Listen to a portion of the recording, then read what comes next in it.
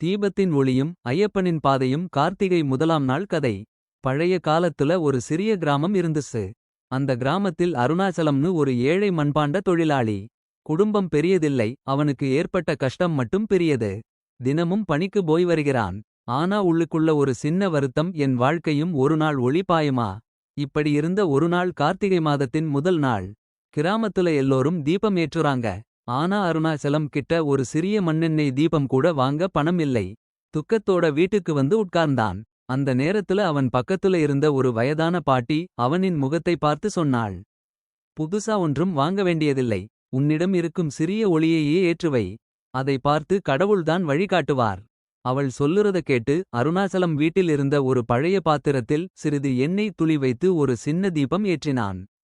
அந்த ஒளி ரொம்ப சின்னதா இருந்தது. ஆனா அந்த இரவு அருணாச்சலத்துக்கு தூக்கம் வரவே இல்ல. அந்த தீபத்தை பார்த்திருக்கிறான். அதற்குள் தோரணையில் லீலை போல ஒரு கருப்பு ஆடையணிந்து புன்னகையோட நிற்கும் ஐயப்பன் அவனுக்கு காட்சி.